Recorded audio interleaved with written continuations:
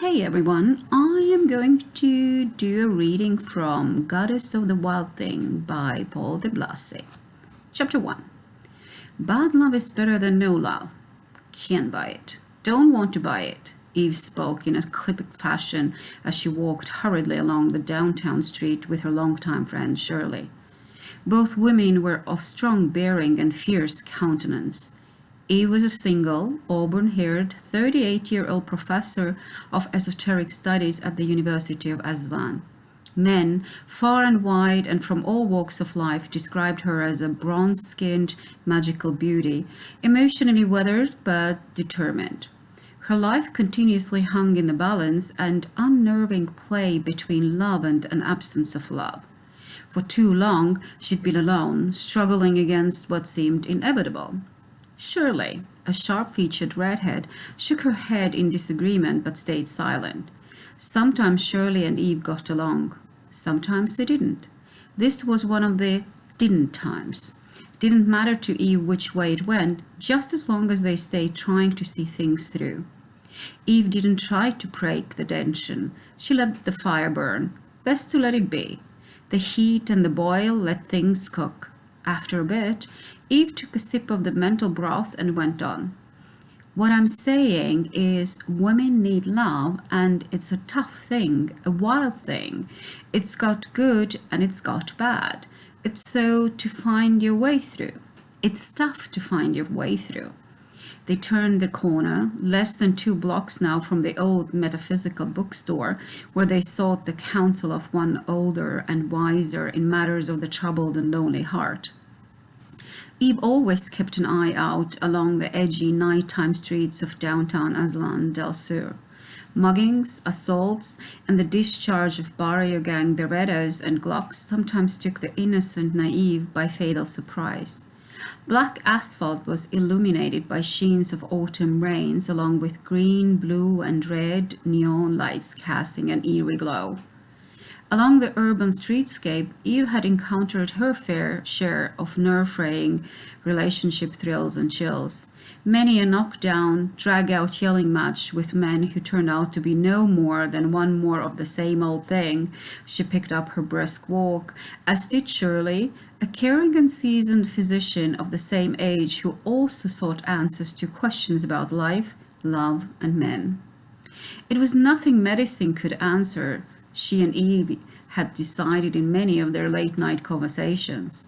Out of that sacred elixir-fueled ritual grew their sisterly conviction that only by living things out and living them true could light be cast on the dark corners of human need and human limits. Shirley spoke up. Maybe we just gotta give it up and say there's no good out there and no damn good men. Shirley spat on the sidewalk, as she was prone to do when attitudes turned south and a pissed off mood overrode a physician's reserve. A petite woman, hovering around 5'3", she was a spitfire to friends and foes. Her red hair was a fine match for her spicy temperament. She never hesitated to snap her tongue, making an envious woman or cocky man shrivel and long to crawl into a nearby hole and cry. Shirley lived as a healer and a warrior, a woman who cared tenderly for the hurting and raged viciously at pretense and abuse. Eve, Shirley, and 2 other friends, Tanya and Samantha, were plagued by man troubles the way pollution settles in during dusty days and humid nights in the middle Rio Grande Valley of Aslan del Sur. There were 4 esteemed professional women who could have any man they chose. Yet time and again they went for the lower, the bad, the worst. They sabotaged the good, the permanent. Commitment was a frightening consideration for 4 women who'd suffered childhoods of parental dysfunctional neglect and split-ups. They often quipped, "We found each other because like finds like." Tonight, Eve's troubles were front and center. She'd done it again, or at least worried she had. The glitch in the man was in the type she attracted. Charmers, striking and untrue. Suffering had begun. Time was critical. To stick it out or get out was her dilemma. Things with a new man had taken a terrifying turn. Unending man dramas weren't necessary to life and well-being. She was educated, had plenty of common sense, and was street smart. Countless members of the male species spoke of her in hushed tones at the cantina, in university hallways, and at social events when friends and colleagues were relaxed and enjoying themselves during the cool, high desert nights. The thought of hooking up with the most desirable of fantasy felines for the evening rippled through the undercurrent of verbal exchange. She should be able to attract the right kind of man, one who was kind and caring and didn't bring tidal waves of emotional drama. Eve had no time to waste. She needed the counsel of her trusted friend and spiritual guide. This turn of events was unlike any she'd ever encountered. It was violent and bloody and made her fear for her safety. This new fellow had seemed genuine, courtly, romantic, and hot. He gave off a world-wise and street-savvy vibe.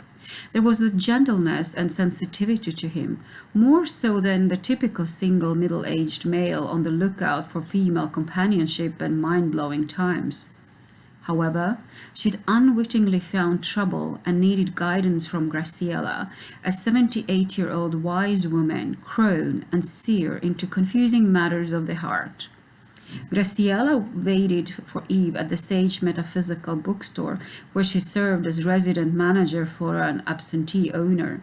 Even after an exhausting day of seeing one desperate soul after another, Graciela agreed that Eve's situation was critical. She'd stay late for a friend and frightened soul. Eve had to park blocks from the store because lately downtown had become a hub of clubs, theaters, and trendy restaurants, appealing to a congestion of new money and hot times. Close-in parking was locked up by happy hour, so blocks away was her only choice. She caught herself looking nervously from side to side and down twilight-shadowed alleyways as she hurried along the cracked sidewalk. She felt safer along these edgy streets with Shirley by her side, a genuine person and mystic cohort. Eve, honey. Shirley paused before going on. Eve knew Shirley hesitated because she was trying to be conciliatory, not an easy talent for a hard-bitten woman. The pause passed. On the other hand, maybe if bad love is what we get, bad love is just what we take. If there's something better, I'm in. Just saying, I've never seen it. Till I do, I for one gotta go with what I get. Her look toughened. It's just not come my way, and I'm not holding a short to turn me blue breath. A tough attitude toward life, love, and men was her stock in trade. Eve smiled a bit. She loved her friend and all her rough spots and edges. There were people who were mean but not nasty, malicious, or toxic. Shirley was hardened and mean, but only when and if she needed to be. Shirley's hair floated a few inches away from her shoulders, static currents conjuring magic. Eve's peripheral vision caught the streaks of what she imagined as a bonfire during a war dance. Shirley spoke from experience, a woman smitten by man, potential going south quicker than a rattler hisses and bites.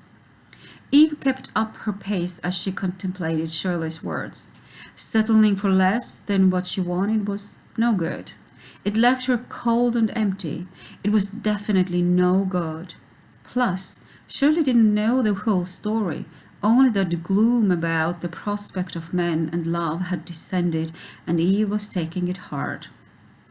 Bad love's risk, Shirley. No good for me. If I need to cut this thing short, so be it. But I'd rather see it through. Maybe there's a chance that the bad I'm afraid of isn't there. Maybe I'm blowing it up into something it isn't. Maybe there's good and I'm thinking it's bad. So if the good is down deep, real deep, I want to hold on and give it a chance. Eve pondered the words as the light rain started up. Then she went on. I need to hear what Graciela has to say. I like to give things a chance. I'm not giving up unless there's no way out of emotional dead ends and never-ending heartache. Mists formed along the edges of the potholed asphalt and cracked sidewalks. They twisted and curled, arising out of a subterranean ether sphere. Usually, they arose during the early morning and hovered inches above the downtown park's green expanse, hardly ever at night with its fading daytime desert heat, and hardly ever along the paved spaces. Darkness descended and pressed down like a heavy hand, edgy and ominous. Seasoned to the downtown streets, only a quick chill shot up Eve's spine as a rat ran alongside the gutter before disappearing down a rusted grate. Memories of days when the sight of a street rat by her feet made her scream and dash for the hood of the nearest vehicle brought a silent chuckle. Shirley hadn't said anything, so Eve went on. When bad comes, it takes time to figure out what to do. Sometimes there's more to it than meets the eye. Shirley stayed quiet the way she did when she either disagreed or was simply thinking. Eve couldn't tell which, even after years of heartfelt friendship. They spotted the bookstore a block away. Shirley finally spoke up. Just saying, Eve, that whatever is going on, nothing is worth having no love. I think I'd rather keep the thought of it, the fantasy, and let go of the rest. There is bad, but the fantasy, the ideal is there too. And the fantasy can stay and make up for the rest.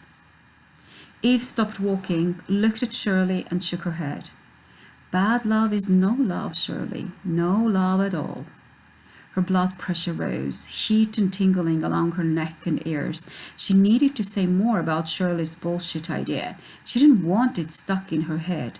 Whatever she didn't speak up about stayed stuck and kept going round and round. Eve didn't like it one bit when she let that infernal fly keep up its mental buzzing. She couldn't stop herself. God damn it, Shirley. There's more to love than illusion. I'll clear through the junk and find the real thing. If this thing is junk, I'm not going to ride it for the thrill. I need to trash what's trash. Fantasies are just that, fantasies. I want what's real. Doesn't have to be perfect, just real. Eve was the softer of the two friends, but whenever Shirley got under her skin, she got fired up. She couldn't let wrong-mindedness and messed up thinking pass, wouldn't compromise principle. Eve wouldn't stop herself from saying what she needed to say when she needed to say it, lest the twisted notion keep itself hidden and locked away in Shirley's mind, and then spring up like a jack-in-the-box nightmare, playing out a terrifying relational scenario because she didn't say no when she needed to. She wished she'd been strong with men in consistent fashion. But men were tough, their own kind of problem, and she was convinced that a woman seeing her way through relationships with them to any productive end was an art form. They messed with her mind, messed with feelings, messed with judgment, messed with a well-meaning and sincere woman. She developed the habit of spitting like Shirley. In the gutter, she felt the urge. She spat. It was a quick way of getting what was inside out. Shirley was a habit, and habits were addictive. She walked on as butterflies flittered through her stomach. The man she'd fallen for was Aslan's most notorious criminal lawyer, Sam Shear, respected and feared. Eve's troubles had started with a threat.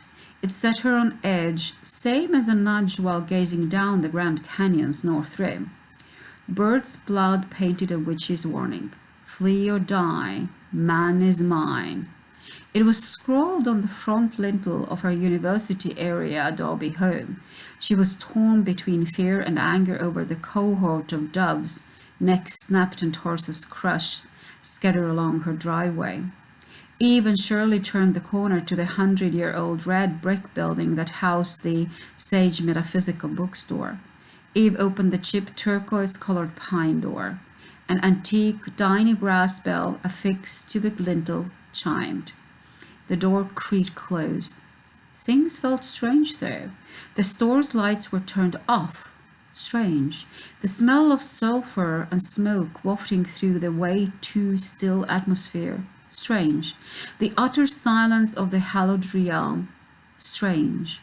Crystals dangling from sterling silver chains attached to display stands began to sway unevenly, unnervingly.